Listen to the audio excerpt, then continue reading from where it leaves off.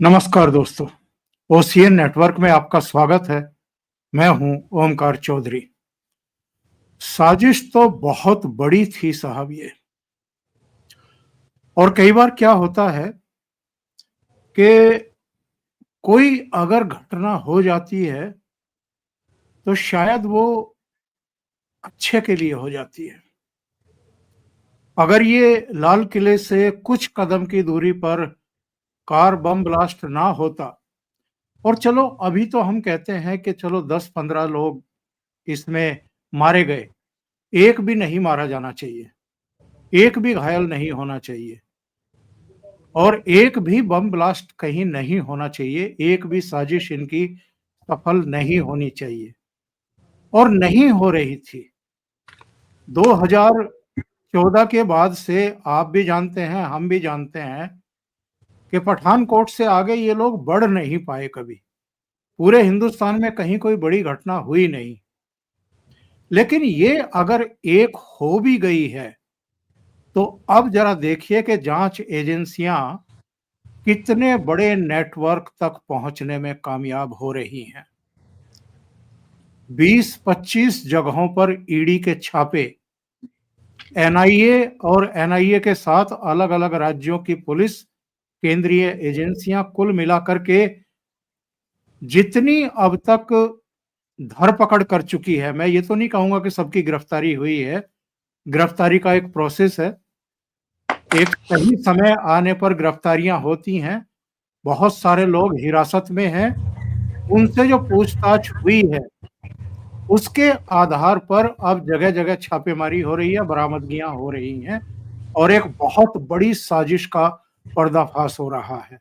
6 दिसंबर यानी बाबरी विध्वंस के दिन या उसके आसपास ड्रोन्स के जरिए, रॉकेट के जरिए, कार बम ब्लास्ट के जरिए हमास की तर्ज पर बहुत बड़ा एक दहशत का कांड करने का पूरा इंतजाम था और इनको पकड़ा जा रहा है। पूरे नेटवर्क की कमर तोड़ी जा रही है। कहां-कहां इनके तार जुड़े हुए थे, कहां-कहां से ये वित्त पोषण हो रहा था, ये सब अब समझ में आ रहा है और उसके खुलासे हो रहे हैं। मेरे साथ जुड़ रहे हैं मामलों के विशेषज्ञ, जियोपॉलिटिकल मामलों के विशेषज्ञ और सेना को अपनी बहुत सालों तक सेवाएं देने वाले और उसके बाद भी अपनी पुस्तकों के जरिए बहुत सारे खुलासे करने वाले भी और समाज को और राष्ट्र को सजग करने वाले कर्नल अजय रैना साहब। तो अजय रैना जी से चर्चा को आगे बढ़ाएंगे। अजय जी, बहुत स्वागत है आपका। नमस्कार। नमस्कार। नमस्कार ओमकार जी, आपको दर्शकों को धन्यवाद। बहुत अभिनंदन, बहुत स्वागत आपका। एक अनंतनाग के कांजी कुंड से गिरफ्तार किए गए हैं, उठाए गए हैं जसीर बिलाल उर्फ दानिश, और ये तकनीकी सलाहकार था, तकनीकी सेवाएं देता था मोहम्मद उमर को, जो इस कार बम ब्लास्ट में उड़ गया है, खुद को भी उड़ा दिया है। जानकारी ये मिल रही है अजय जी, आपने तो सारा देख लिया होगा, कि ये ड्रोन्स बनाने का एक्सपर्ट था, उसको मॉडरेट करने का भी एक्सपर्ट था, ये कुछ रॉकेट वगैरह भी बना रहा था और कुछ इस प्रयास में था कि इसमें विस्फोटक लगा करके भीड़ भरे बाजारों में उसको गिराया जाए और बहुत बड़े पैमाने पर तबाही मचाई जाए। इनके और बहुत सारे सहयोगी पकड़े जा चुके हैं या पकड़े जा रहे हैं। इनके तार कहां से जुड़े हुए हैं ये भी। दोपहर बाद जब मैंने आपको रिंग किया तो आपने पहला ही सेंटेंस बोला, गजवाए हिंद। तो ये इनके दिमाग से फितूर निकल नहीं रहा है या इनके दिमागों में ये फितूर भरने वाले देश के भीतर और बाहर कुछ ताकतें हैं जिनके गर्दन पकड़ने की भी जरूरत है अब।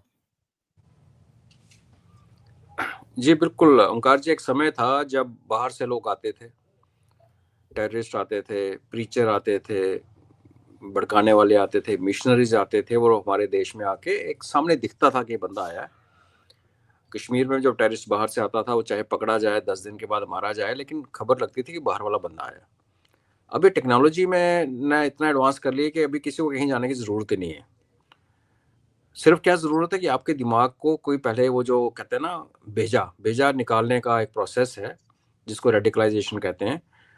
वो भेजा निकालने का प्रोसेस है, जब खत्म हो जाए तो उसके बाद आप क्या हो, आप बेसिकली एक टॉय हो, रिमोट किसी और के हाथ में। आपने दिमाग ही निकाल के साइड पे रख दिया ना, और वो जो आपको कंट्रोल कर रहा है, फिर आप उसने आपको, उसकी ये कलाकारी है, हमें समझनी चाहिए, अप्रिशिएट करनी चाहिए कि हम अपने देश के अंदर अपनी हिस्ट्री और अपने शूरवीरों के होने के बावजूद, हालांकि वो भी बात अलग है कि हिस्ट्री पढ़ाई नहीं जाती हमारे ढंग से, हम अपने बच्चों को मोटिवेट उतना नहीं कर पाते जितने ये लोग इस हद तक मोटिवेट कर देते हैं कि आप खुद मरने पे आ जाते हो, आप मारने पे आ जाते हो, और आपको खुशी महसूस होती है। आपको लगता है कि आप एक ईश्वर का दिया हुआ काम जो कर रहे हो, ये हम सब जानते हैं कि सब गलत है। इनफैक्ट जो जो इलीगल है दुनिया में, मैं भारत की बात नहीं कर रहा, दुनिया में जो जो चीज़ इलीगल है, वो इन लोगों को बोला जाता है कि ये तुम्हारा हक है। चाहे वो रेप है, मोलेस्टेशन है, पड़ोसियों की जायदाद हड़पना है, काफिरों को मारना है। तो जब आप ऐसे जो कलाकार बैठे हैं, जो पहले आते थे, पकड़े भी जाते थे, मारे भी जाते थे, आज वो रिमोटली बैठ के वीडियोस अपलोड करके, जैसे हम और आप और मैं बात कर रहा हूँ, वैसे बात करके, तो आपने सही कहा, दूर तक इनकी जड़ें हैं। और देश के अंदर ये जो जहर फैल रहा है, ये ज़रूरी नहीं है कि अंदर ही कोई बैठ के प्रीच कर रहा है। हाँ, ये जैसे आपने बताया, ये जो आज पकड़ा गया बिलाल, ये टेक्निकल नाउ हाउ ज़रूरी है, बिकॉज लेक्चर सुन के दिमाग ख़राब करना अपना एक बात है। अब रेडिकलाइजेशन का अगर स्टेप देखेंगे तो उसमें पहले मोटिवेट किया जाता है, फिर आपका दिमाग आपसे निकाल के साइड में रखा जाता है, उसके बाद आपको एक खतरनाक आतंकवादी बनाया जाता है। तो जब वो आतंकवादी बनने के लिए जो टूल्स उसने यूज़ करने हैं, उसके लिए तो हथियार चाहिए, चाहे हथियार हो चाहे ड्रोन हो। तो ये जो स्कीम नज़र आ रही है, जो जहर की बात, जहर गुजरात में, लखनऊ में आज 2000-3000 पिस्टल पकड़े गए, ड्रोन का बिलाल की बात सामने आ गई, रॉकेट्स की बात सामने आ गई, बॉम्ब ब्लास्ट तो हो गया ऑलरेडी और काफ़ी सारे होने थे। तो ये जो सिचुएशन है, इससे ऑफ कोर्स एजेंसीज निपट रही हैं, और मैं अभी भी देशवासियों को बोलना चाहता हूँ कि आप थोड़ा अलर्ट रहें, ये ख़त्म नहीं हुआ है, बहुत मेहनत करनी पड़ेगी और बहुत सारी तारें जुड़ेंगी। आजकल के ज़माने में क्या है ना ओमकार जी, आजकल लोग सेल्फ मोटिवेटेड सिंगल, किसको कहते हैं, लोड वुल्फ बन जाते हैं, अकेले ही खुद ही वीडियो देख के जाकिर नायक के पहले अपने आप को दिमाग खराब करो, फिर आप 3D प्रिंटर करके लेके आओ, 3D प्रिंटर से आप जो मर्जी चीज़ प्रिंट कर लो। जापान के प्राइम मिनिस्टर, जब एक्स प्राइम मिनिस्टर का मर्डर हुआ था, वो 3D प्रिंटर से बनी हुई पिस्तौल से हुआ था।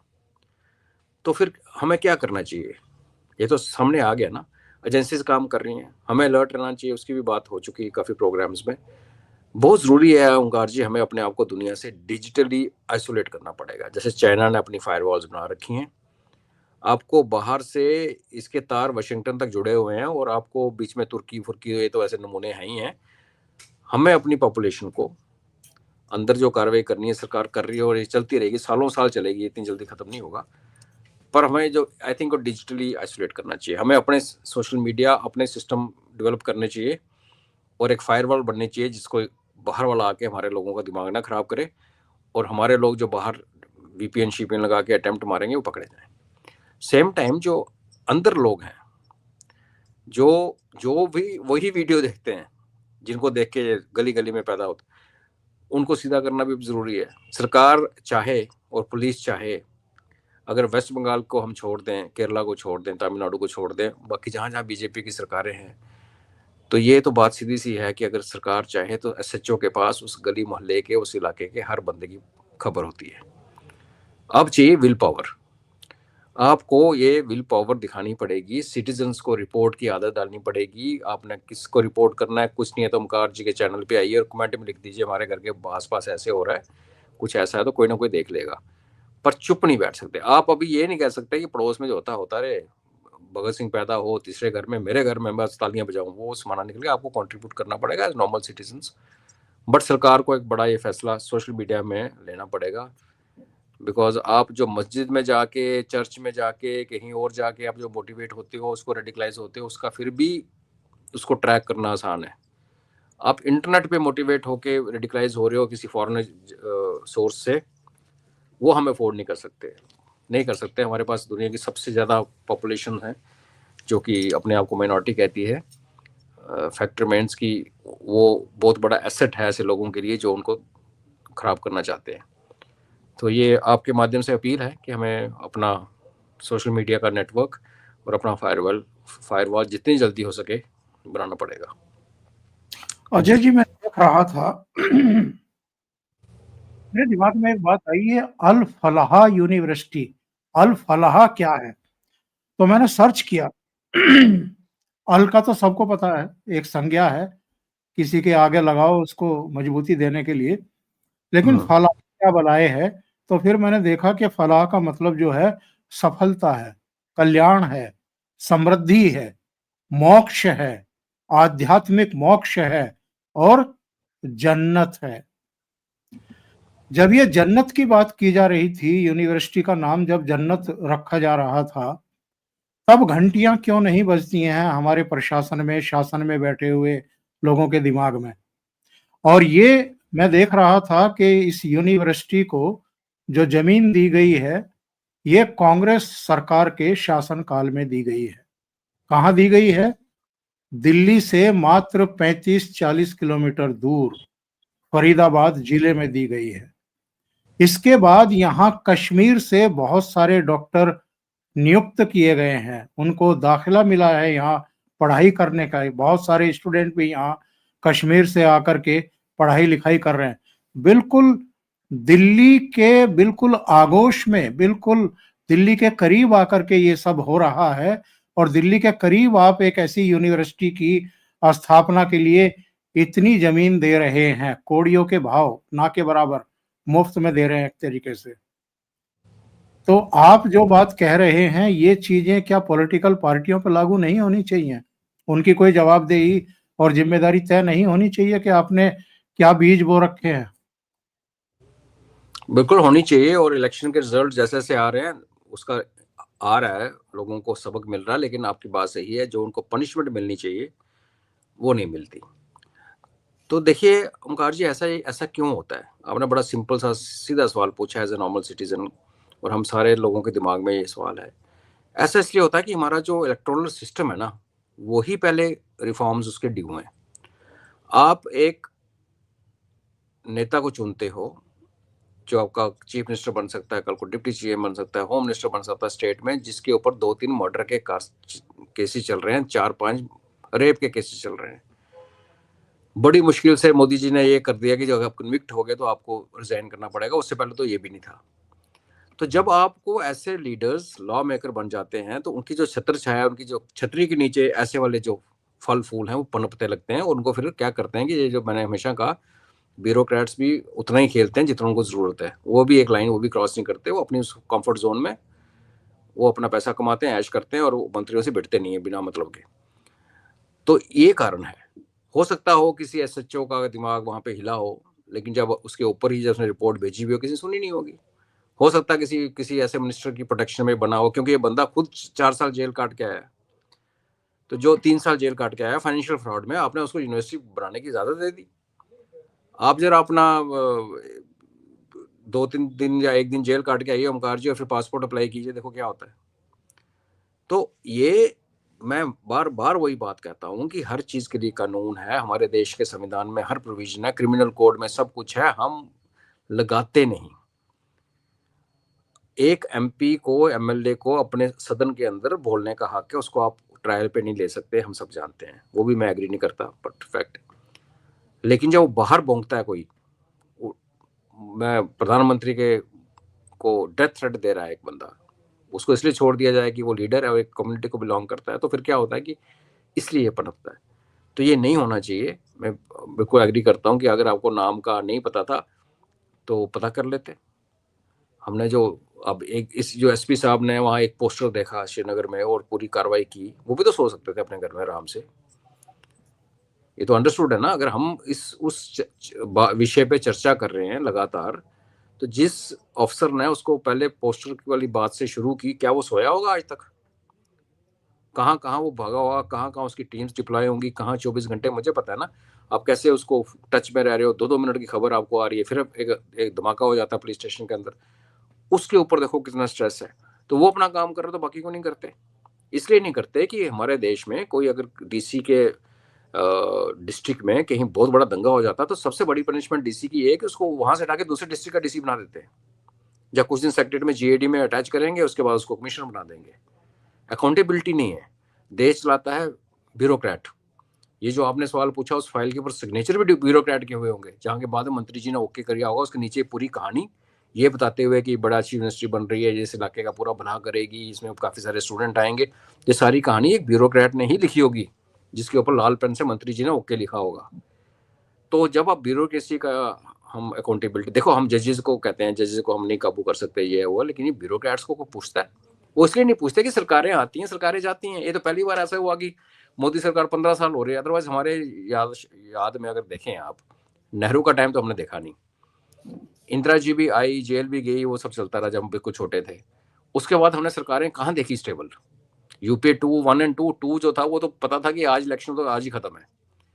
तो ये एक सिलसिला बना कि सरकार लगातार चल रही है अभी। अदरवाइज जो 5 साल के लिए आते थे इलेक्ट होके, उनको अपने जो इलेक्शन पे खर्चे हो रखे हैं, वो भी एक और बड़ी त्रुटि हमारे सिस्टम में है कि आप 10-15 करोड़ पर लगा के इलेक्शन जीतते हो, अपना पैसा लगाते हो, पार्टी को ही देती है, बाकी अपना। तो आप बताइए कि जो बंदा 15 करोड़ लगाएगा तो क्या 15 करोड़ कमाएगा? नहीं, वो 15 की जगह 30 करोड़ कमाएगा। पहले 15 रिकवर करेगा और 15 अगले इलेक्शन के लिए तैयार करेगा। तो ऊपर से प्रॉब्लम स्टार्ट होती है। तो ये ठीक है, हम जिहादियों को गाली निकाल सकते हैं, मिशनरीज के लिए बात कर सकते हैं, मुल्ला कॉम्प्लेक्स को कर सकते हैं, लेकिन हमारे सिस्टम में भी कुछ ऐसी चीज़ें हैं जो कि आज से वो एक स्टोन एज को बिलोंग करती हैं, आज के ज़माने में बिलोंग नहीं करती। तो अकाउंटेबिलिटी होनी चाहिए। हमें अपना इलेक्टोरल सिस्टम, अभी अगर आपके पास सोशल मीडिया आ गया तो आपको क्या ज़रूरत है एक मैदान में खड़े होकर 10,000 लोग इकट्ठे करके पहले बसों में डाल के उनको लेके आओ, फिर उनको खाना खिलाओ, फिर छोड़ के जाओ। यही खर्चे होते हैं ना, क्या ज़रूरत है पोस्टर लगाने की? तो किसी को इसके बारे में सोचना है। मैं तो कहता हूँ क्या जरूरत है आपको ईवीएम, रोज ईवीएम बदनाम करते हो, आपके पास एटीएम का जाल बिछा पड़ा है दुनिया में, इंडिया में। किसने कहा एक ही दिन इलेक्शन कराने हैं? ओंकार जी, आप ये बोलें कि 1 हफ्ता इलेक्शन का टाइम है, किसी भी एटीएम पे जाओ, आपका अकाउंट में केवाईसी हो रखा है, आपका पैन, आपका आधार ऑलरेडी कनेक्टेड है बैंक के साथ, उसके साथ वोटर आईडी को आप कनेक्ट करें और आप मैं किसी भी एटीएम में किसी भी टाइम 1 हफ्ते के लिए जाके अपना वोट डाल के आ जाएं। क्या प्रॉब्लम है? प्रॉब्लम ये है कि जब आप ऐसे वाले रिफॉर्म के बारे में सोचते हो तो लोगों को अपने हाथ से पावर निकलते हुए नजर आती है।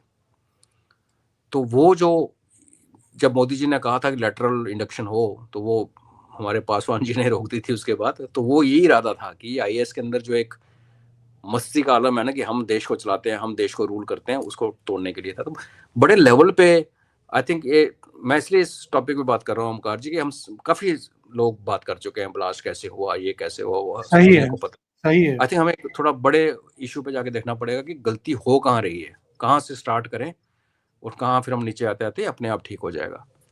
जी, मैंने इसीलिए आज इस टॉपिक को लिया है कि हम भी गंभीरता से क्यों ना चर्चा करें। बाकी सब चीजें ठीक है कि भाई रॉकेट और ये ड्रोन्स और ये सारी चीजें, वो सब चीजें अब आ गई हैं पब्लिक डोमेन में। लेकिन बात यह है कि अभी अभी खबर आ रही है यूनिवर्सिटी के संस्थापक को गिरफ्तार कर लिया गया है।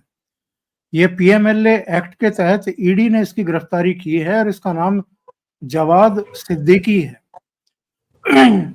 मैं तो कहता हूं कि केवल संस्थापक को क्यों, इस यूनिवर्सिटी को जमीन देने वाले जो सरकार के अंग थे, या जो वहां पर अनियमितताएं चल रही थी, जिस तरह की नियुक्तियां हो रही थी, जिस तरह के लोगों को भर्ती किया जा रहा था, उन सब की भी बहुत डीपली आज वहां का प्रशासनिक भवन सील किया गया है। 4 बजे वहां से एक एक कर्मचारी, एक एक अधिकारी को तुरंत परिसर छोड़ने के आदेश दिए गए। और खबर यह है कि करीब 15-20 मिनट के भीतर, आधे घंटे के भीतर वहां से 60 से 70 गाड़ियां एकदम परिसर से बाहर भेजी गई हैं। इसका मतलब ये है कि ईडी ने और जो जांच एजेंसियां हैं, उन्होंने पूरे परिसर को घेर लिया है और उसकी पूरी तह तक जानकारियां ली जा रही हैं। आसपास में खंदावली गांव है, कई मस्जिदें हैं जहां पर ये गांव में ये घर किराए पर लिए गए थे, किसके जरिए लिए गए थे उनको पकड़ा जा रहा है। ये बहुत बड़े पैमाने पर इस समय कार्रवाइयां चल रही हैं, और केवल यहाँ नहीं चल रही है कि हरियाणा में या दिल्ली में या उत्तर प्रदेश में, ये जम्मू कश्मीर में भी चल रही हैं, बहुत बड़े पैमाने पर धरपकड़ चल रही है। मैं शुरू में इसलिए कह रहा था अजय जी कि एक घटना हो गई है, चलो उसमें 15 लोग मारे गए और कई घायल हो गए, लेकिन कई बार एक घटना जिसमें हमें नुकसान उठाना पड़ा, वो बहुत सारी चीजों की, बहुत सारी संभावनाओं के दरवाजे खोल देती है, और बहुत बड़े पैमाने पर जो नरसंहार होने वाला था उसको टाल देती है। जी बिल्कुल, मैं इसको आहुति कहता हूँ। पहलगाम में जब हुआ तो तब भी मैंने कहा था कि बुरा लग रहा है, 26 लोग चले गए, जाने चली गई। आप ये मान के चलिए उन्होंने अपने देश की आहुति दे दी, क्योंकि पहलगाम ना होता तो पाकिस्तान के मुंह पे थप्पड़ ना मारते जैसे मारा। और अभी जो कॉन्फिडेंस है आज की, जिस दिन मन करेंगे ठोक देंगे। और उससे पहले गलवान में आहुति चढ़ी तो एकदम से हमने पूरा अपना डिफेंस मोबिलाइजेशन, डिफेंस इक्विपमेंट का खरीदना सब शुरू कर दिया। सिंदूर के बाद जो हमने किया है वो अभी शायद लोगों को पता ही नहीं है। तो इसलिए जो देखने में शायद मिलेगा, मुझे लगता है कि काइनेटिक फेज भी आएगी। बट हालांकि मेरा अपना मानना है कि इस टाइम की लड़ाई बड़ी डिफरेंट लड़ी जाएगी। आप सेम लड़ाई बार बार नहीं लड़ सकते। तो ये उन उन उन 26 लोगों की आहुति चढ़ी कि ये स्टेज आई। अब आपने सही कहा कि ये जो अभी आहुति, वो परिवार उजड़ जाते हैं, बर्बाद हो जाते हैं, वो जख्म को भी भरते नहीं है। लेकिन फिर वही है कि जब सभ्यता और सिविलाइजेशन और भारत और देश की बात आती है तो ये आहुतियाँ चढ़ती हैं। मेरा सिर्फ ये कंसर्न है कि ये लोगों की जान चली गई, उन्होंने अपनी आहुति दे दी जाने अनजाने में। अभी उसको हमने वेस्ट नहीं करना है। जैसे हमने गलवान वाले को एक बिल्कुल अंजाम तक लेके गए, हम सिंदूर वाले को लेके गए। तो इसमें जो, जैसे आप कह रहे हैं कि पूरे देश में छापामारी चल रही है, गुजरात में रिकवरीज हुई हैं, यहाँ पे क्या बताते हैं, लखनऊ में मस्जिद में बहुत सारा हथियार पकड़ा गया आज। और J&K ऑफ कोर्स यहाँ तो हो ही रहा है। तो बिल्कुल इसलिए मैं कहता हूँ एजेंसीज हजार चीजों पर नजर रखती हैं। हो सकता है हजारों में से एक छोटी सी चीज आंखों से निकल जाए, तो हमारा कर्तव्य बनता है। जैसे आज शाम को संजय जी के साथ शो था, तो एक बंदे ने 2-3 बार लिखा कि हम पठानकोट में और यहाँ काफी सारे नॉन लोकल्स मेरे को दिखते हैं। तो मैंने कहा आप बिल्कुल सही कह रहे हैं कि पठानकोट तो जम्मू एंड कश्मीर का नब्ज है, वहां से वो चौक पॉइंट है। आपको J&K एंटर करना तो आप कहाँ से आएंगे? आप पठानकोट से आएंगे। और ये आप देखिए हमारे हाईवेज के साथ साथ जो होटल्स बने, आप कह रहे थे ना कि ये यूनिवर्सिटी बनी तो उनको पता नहीं चला। हमारे हाईवेज के साथ साथ होटल्स हैं जिनके नाम से आपको पता नहीं चल सकता है ये इसका ओनर कौन है।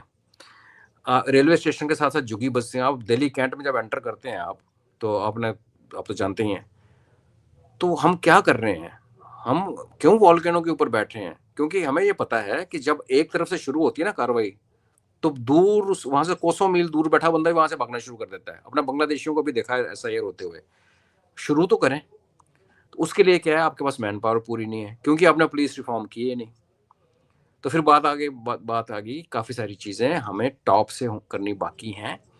और ये जो हम पाकिस्तान को जब चाहें पीट लेंगे, बांग्लादेश को हम जिस दिन चाहेंगे थप्पड़ मार के समुद्र में गिराएंगे। हमें अंदर का जो सिचुएशन है इसमें आई थिंक टॉप लीडरशिप को बैठ के ये जो वाइटल पॉइंट्स हैं, अगर मेरे दिमाग में 2 पॉइंट्स हैं, आपके दिमाग में 2 पॉइंट, तो मेरे को पता है सरकार के अंदर 10-12 लोग उनको ऑलरेडी पता है, लेकिन काम नहीं हो पा रहा। ये जरूरी है, नहीं तो फिर ये सिचुएशन कभी भी हाथ से निकल सकती है। अभी जो हमें ये खुशी होना चाहिए कि ये फ्लॉप कर लिया हमने उनका प्लान। हमें ये भी नहीं पता कि और कितने प्लान थे, कितने मॉड्यूल हैं।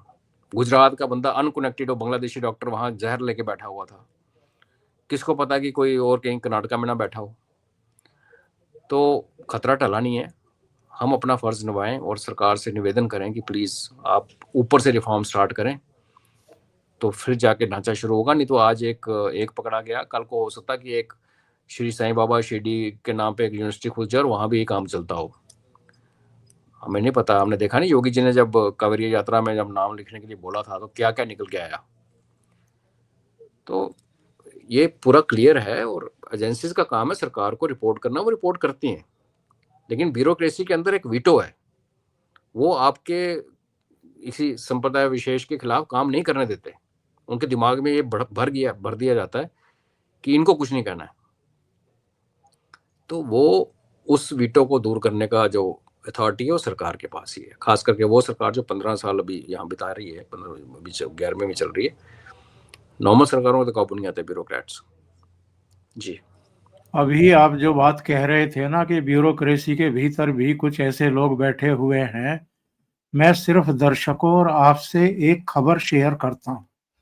ये आज ही खबर छप जा रही है, पोर्टल पर पड़ी हुई है। ये सुप्रीम कोर्ट के पूर्व जस्टिस लोकुर हैं। इन्होंने क्या कहा है, बस जरा इसको ध्यान से देखने की जरूरत है। इन्होंने कहा कि पहले जेल में डालें, फिर इन्वेस्टिगेशन हो, ये नहीं होना चाहिए। ये सुप्रीम कोर्ट के पूर्व जज हैं। ईडी, सीबीआई जैसी केंद्रीय एजेंसियों को सोच समझकर आराम से काम करना चाहिए। ये नहीं कि कुछ इंफॉर्मेशन मिल गई तो रेड करो, जेल में डालो। ये नहीं होना चाहिए कि पहले जेल में डालें और फिर इन्वेस्टिगेशन करें। ऐसा नहीं लगता कि ये लोग ऐसी जिम्मेदार कुर्सियों पर बैठे हुए हैं और इतनी गैर जिम्मेदार बात करते हैं? अगर किसी एजेंसी के पास कोई कॉन्क्रीट सूचना मिल गई है और उसको पकड़ना बहुत जरूरी है कि वो हाथों से ना निकल जाए या कोई और बड़ा कांड ना कर जाए, तो ये इनको क्या ऐतराज है, इनको क्या परेशानी है? इनके पास तो सूचना नहीं होती है। इनके पास तो सूचना तब पहुंचती है जब पूरा आरोप पत्र आईओ तैयार कर देता है और अदालत में पेश करता है। ओमकार जी, ये वो लोग हैं जो ये पूछ रहे हैं कि रात को 11 बजे नौगांव पुलिस स्टेशन में लोग क्या कर रहे थे। जो आप कह रहे हो उनको समझ नहीं आएगी कि अगर आपकी कहीं रिकवरी हुई है और एक बड़ा खतरनाक और अननोन एक्सप्लोजिव आया है, तो आप सुबह होने का वेट नहीं करते। आप उसी टाइम पहले चेक करते हो ये है क्या, कहाँ से आया, इसकी तारें कहाँ जुड़ी हैं और जो हालात चल रहे थे। और इसका कारण क्या है? ये जो मिलॉर्ड वाली जो कम्युनिटी है, इनको हमने सिर पे चढ़ा के रखा होता है। आप मोदी जी ने लाल बत्तियां पीली बत्तियां सब हटवा दी गाड़ियों से, ये आज भी एस्कॉर्ट लेके हुटर बजाते हुए जाते हैं। इनको रोकने वाला कोई नहीं। ठीक है, मान लिया, सिर पे चढ़ा लिया। फिर जब ये रिटायर होते हैं तो फिर किस बात की प्रोटेक्शन इनको दी जाती है? एक नॉर्म बना हुआ है, एक रिटायर्ड जज है सुप्रीम कोर्ट का, हाई कोर्ट का, उसके घर के बाहर पुलिस वाला खड़ा होगा। क्यों भाई? आप लोगों ने तो पूरी जिंदगी उनको उनके साथ कॉपरेट किया है, आप तो सेफेस्ट हो। तो जब आप एक सेफ्टी के बबल में रहते हो ना, तो आपको बाहर हर चीज ही धुंधली दिखती है कि यह बकवास है, मेरा बबल बड़ा साफ है। जैसे कहते हैं ना, आप किसी फॉरेन कंट्री में घूमने जाते हो तो टूर ऑपरेटर क्या करते हैं, वो आपको एक मर्सिडीज में बिठाएंगे या एसी गाड़ी में बिठाएंगे, आप घूमोगे, बड़ी बड़ी जगह देखोगे और बाहर की स्मेल अंदर नहीं आएगी, आपको पता भी नहीं चलेगा और आपको हीन भावना, यार हमारे भारत में तो स्मेल आती है यार सड़कों में। अगर उसको फील करना, आप पैदल चल के देखो या नॉर्मल गाड़ी में बैठ के देखो जो नॉर्मल लोग यूज़ करते हैं, फिर पता चलता है। तो ये वो बबल में, ये लोग बबल में ट्रेवल करते हैं। तो फिर अगेन, अगर रिफॉर्म्स की ज़रूरत है तो फिर किसने करने हैं? ये तो स्ट्रक्चरल रिफॉर्म्स बहुत ज़रूरी हैं।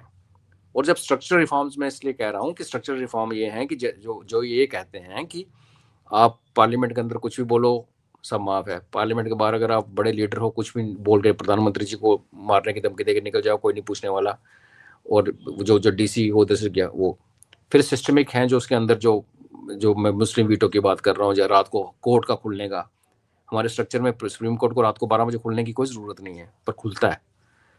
तो ये वो लोग हैं जिनको पता है कि इनको, इनके कुछ नहीं होने वाले, इनके बच्चे बाहर पढ़ते हैं फॉरेन में, ये टोटल ऐश करते हैं। आप और मेरे को चिंता है कि जब हमारे दरवाजे पे रात को खटकाने आएगा तो हमें बचाने वाला कोई नहीं आएगा, हमें खुद ही अपने लिए मरना और जीना है। इसलिए हमें थोड़ी सी वरी होती है। और आप ये, जैसे आपने बिल्कुल सही कहा कि आपके पास एक क्लू आया कि 100 बंदा आज कल सुबह उठ के कुछ करने वाला है या रात को दंगा करने वाला, तो क्या आप उसको दंगा करवा के पटाखा चलाने के बाद पकड़ोगे, या आज पकड़ के उसको पहले रोकोगे? ताकि जैसे फरीदाबाद में हुआ, अगर वो ना हुआ होता, इस जज साहब की बात मान लेते, तो हमें तो सारे धमाके 36 के 36 धमाके करवा के 6 दिसंबर को, और रॉकेट और ड्रोन और जहर वहर पीने के बाद फिर हम पकड़ते और फिर हम जज साहब के पास लेके जाते। तो फिर जज साहब कहते हैं, हाँ बेटा तेरे को डंडा मार के मारपीट की है क्या इंटरोगेशन में? अगर वो ऐसे भी कर देता, तूने बोला नहीं ये खारिज है। तो हमने इतनी लेयर्स बना रखी हैं ओंकार जी सोसाइटी में। मुझे तो ये जो अंग्रेजों द्वारा बनाया हुआ लेयर्स हैं, ब्राह्मण राजपूत क्षत्रिय वाला, वो मुझे उसका वो ठीक है। मुझे इन लेयर्स की चिंता है, जहाँ पे वीवीआईपीज हैं, फिर वीआईपीज हैं, फिर बिना अनअनाउंस्ड वीआईपीज हैं। आप किसी आईपीएस अफसर के घर जाके देखिए, रिटायर्ड, क्योंकि आईपीएस है तो नेचुरली वो एडीजीपी उस लेवल पे रिटायर होगा अनलेस अनटिल, तो आपको उनके घर में सर्विंग पुलिस वाला मिलेगा काम करते हुए, चाहे उनकी प्रोटेक्शन में, चाहे उस आईपीएस ने पूरी जिंदगी दफ्तर के बाहर पैर ना रखा हो। सिमिलरली यही हाल है जजेस का। और मैं बड़े प्राउडली कहता हूं कि आप जाइए किसी रिटायर्ड जनरल के घर में, आप पांडे साहब के घर जाके देख लीजिए, आधे से ज्यादा फ्लैट में रहते हैं। मोस्ट ऑफ देम जो एनसीआर में सेटल हुए हैं वो फ्लैट में ही रहते हैं, अफोर्ड ही नहीं कर पाते। आपको कोई नहीं दिखेगा, जनरल साहब की मैडम खुद आपको चाय पिलाने आएगी, आप जाके देखिए। तो ये फर्क है। अगर एक एक प्रोफेशन में ऐसा वाला कल्चर है तो दूसरों में क्यों नहीं है? जब दूसरों की पे भी इनसे ज्यादा है, पावर भी इनसे ज्यादा है, हमारी तो आधी बात ही कोई नहीं मानता। हम बुलेट प्रूफ जैकेट आज मांगते हैं, 15 साल लग जाते हैं आते हुए, क्योंकि वो बाबूजी साइन करने वाले नहीं है। तो जो आपने जो वीडियो दिखाया, ये भी एक बहुत बड़ा सबक लेना चाहिए हमारी जनता को और सरकार को कि भाई ऐसे वाली मेंटेलिटी इसलिए है कि आपने उनको ऐसे वाला माहौल बना के दिया है। नहीं तो आप असेसमेंट किए ना, एक जज है जिसने 15-20 बंदों को फांसी चढ़ा रखी हो तो समझ आती है कि उसको खतरा है। जिस भाई साहब ने, जिसके घर से करेंसी के नोट निकले और वो न्यायाधीश बन के घूम रहे हैं आज, कल को रिटायर होंगे और आप उनको पहले तो सजा दोगे नहीं क्योंकि वो न्यायाधीश है, उसके बाद आप उनको प्रोटेक्शन भी दोगे, तो फिर ऐसी बातें करेंगे जी। लेकिन इधर थोड़ा तसल्ली मिलती है देख करके कि कम से कम पहलगाम की घटना के बाद बहुत बड़े पैमाने पर और कई स्तरों पर साफ सफाई अभियान शुरू तो हुआ है। जो विदेशी यहाँ बरसों बरस से रह रहे थे, जिन्होंने 2-2 3-3 पीढ़ियां यहाँ रह करके तैयार कर ली थी, जबकि वो पाकिस्तानी हैं या दूसरे देशों के हैं, उनका अब सफाया हो रहा है, उनको डिपोर्ट किया जा रहा है। अभी हम देख रहे हैं एसआईआर के बहाने ही सही बिहार से भी लोग भागे हैं निकल करके, अब बंगाल से भी लाइन लगी हुई है, भाग रहे हैं बांग्लादेश की तरफ, रोहिंग्याज भी भाग रहे हैं। तो एक बड़े पैमाने पर थोड़ी प्रतिबद्धता, थोड़ा संकल्प इस सरकार का दिखाई दे रहा है। लेकिन अगेन फिर से यह सवाल उठता है अजय जी कि कोई तो था जिन्होंने दरवाजे खिड़कियां खोली थी इन लोगों के लिए। बिल्कुल ओमकार जी, सरकार की डेफिनेशन में हमें बड़ा क्लियर समझना चाहिए कि लॉ मेकर जो है, जिसको हम एमपी चुन के भेजते हैं, उसका जो लॉ की लैंग्वेज लिखने वाला है ना, जो नोटिंग लिखता है, वो ब्यूरोक्रेट होता है। तो मोदी जी साहब जैसा स्ट्रांग लीडर आया, गुजरात से इतने सालों का अनुभव लेके आया, तो वो उनको थोड़ा नकेल डालने में कामयाब हुए। हमारे देश में ऐसे ऐसे रक्षा मंत्री हुए हैं जिनको एक कर्नल और एक जनरल के रैंक में फर्क नहीं पता चलता था। उनका कसूर नहीं है, उन्होंने कभी फौज देखी नहीं, क्योंकि हमारे यहाँ किसी रिटायर्ड जनरल को तो डिफेंस मिनिस्टर बनाते ही नहीं। आपको जयशंकर साहब की परफॉर्मेंस बहुत अच्छी लगती है बिकॉज वो डिप्लोमेट रहे हैं। और सब, अगर आप ब्यूरोक्रेसी को ओवरऑल रिफॉर्म नहीं करना चाहते तो आपके पास एक तरीका ये है कि आप देखो, ईमानदार लोग तो इनमें है ना, ऐसा तो नहीं कि सारे चोर हैं। आपको ईमानदार ब्यूरोक्रेट्स को ही की तरफ ही जाना पड़ेगा अपने मिनिस्टर बनाने के लिए। अभी अश्विनी वैष्णव को मत बना देना, जिसको पता नहीं कि वो आरजू काजी के चैनल अभी भी चल रहे हैं। अदरवाइज ब्यूरोक्रेट को ब्यूरोक्रेट ही कंट्रोल कर सकता है। तो एक इंटरिम स्टेप तो ये होना चाहिए कि अब उसमें इलेक्टोरल पॉलिटिक्स आ जाती है। अगर आपने किसी से कोई चुन के आया है किसी बड़ी स्टेट से और वहाँ बाहुबली है और उसके पास आपको पता कि असेंबली इलेक्शन भी जिताने हैं, तो आप उसको मिनिस्टर भी बनाते हो।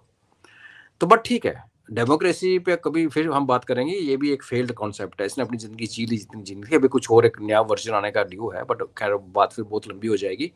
बट हाँ, एटलीस्ट फेस ऑफ इट आप अकाउंटेबिलिटी शुरू कीजिए। लीडरशिप के ऊपर किसी को डाउट नहीं है हमारे, और ये लीडरशिप टोटली डिफरेंट है, नेशनलिस्टिक है, राष्ट्रवादी है, हमें इसमें कोई शक नहीं है।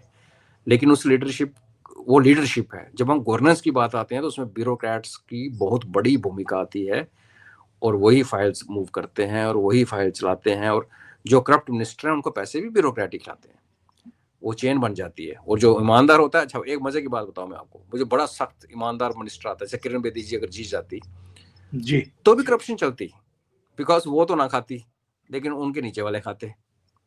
और जिसने काम करवाना उसने जाकर मैडम को कभी बताना नहीं है, उसको अपने काम से मतलब है, उसने दोबारा काम करवाने भी तो आना है। बहुत बड़ा देश है, बहुत बड़ा। तो इसलिए मेरे को ये भी कई बार आता है कि छोटी छोटी स्टेटों का जो एक कॉन्सेप्ट है कि छोटी स्टेट बनाइए आप, उनको ये थोड़ा काबू करना, चलाना थोड़ा सा आसान रहता है। बड़े बड़े स्टेट्स हैं हमारे, जिसमें मुख्यमंत्री जी चाहें भी तो 5 साल में शायद पूरी स्टेट का चक्कर नहीं लगा सकते। मगर अब वो क्या है कि वो स्टेट डिफाइन, यूपी से डिफाइन करती है पार्लियामेंट की कंपोजिशन। तो कहीं ना कहीं किसी को जहर घूंट पी के ना ओमकार जी, किसी को एक दिन खड़े होकर बोलना पड़ेगा रिजर्वेशन खत्म। अगर गरीब हो जिस मर्जी तबके के हो तो आपको रिजर्वेशन देंगे, हम पढ़ाएंगे, क्रीमी लेयर को नहीं देंगे, जो मर्जी हो। वो सरकार डूबेगी मगर देश का हित हो जाएगा ना। तो वो, और मुझे लगता है कि एक काम मोदी जी ऐसे वाला काम कर जाएंगे, बिकॉज उन्होंने अपना हित हमेशा पीछे रखा है। लेकिन दिल्ली में एक दलदल होता है ओमकार जी, आप जितना मर्जी, हम कहते हैं ना योगी जी आएंगे, ये करेंगे वो करेंगे, जिस दिन दिल्ली आएंगे उनको भी समझ आएगी कि यहाँ का दलदल इतना गहरा है कि पहले 8-10 साल तो आपको वो कीचड़ साफ करने में लग जाता है। और अगर कोई ब्यूरोक्रेट अगर करप्ट नहीं भी है ना, वो जो अगर करप्ट ब्यूरोक्रेट नहीं है वो सबसे बड़ा अड़ियल होता है। ये भी एक बड़ी प्रॉब्लम है, जो करप्ट नहीं है वो अड़ जाता है, वो हर जगह पे कानून बताना शुरू कर देगा। तो बड़ी जटिल सी समस्या है, जिन लोगों ने उधर काम किया है ना उनको समझ आती है। और किस्मत ने मौका दिया, मैंने भी वहाँ दिल्ली में नौकरी की है, तो पता है कि कैसे सिस्टम चलता है। तो जनता को समझना चाहिए, थोड़ी सी पेशेंस भी रखनी पड़ती है कि बार हम बड़े वो भी हो जाते हैं, व्याकुल हो जाते हैं। बाकी लेट्स सी, कुछ महादेव की कृपा भी है देश के ऊपर, दिख रही है। इलेक्शन रिजल्ट अच्छे आए हैं तो इससे भी मनोबल बढ़ा हुआ है। तो इसको चलते रहे, कंटिन्यू करते रहे, तो फिर देखते हैं। बिहार रिजल्ट को न्यूयॉर्क वाले भी देख रहे थे, वाशिंगटन वाले भी देख रहे थे बैठ के कि क्या होने वाला है अंदर, हाँ, टैरिफ हटाएंगे। संदेश तो व्हाइट हाउस तक पहुंच चुका है बिहार का। जी बिल्कुल। जी, अजय जी, बहुत बहुत धन्यवाद जुड़ने के लिए और बहुत महत्वपूर्ण मुद्दे पर चर्चा करने के लिए। Thank you so much. धन्यवाद। नमस्कार। नमस्कार जी।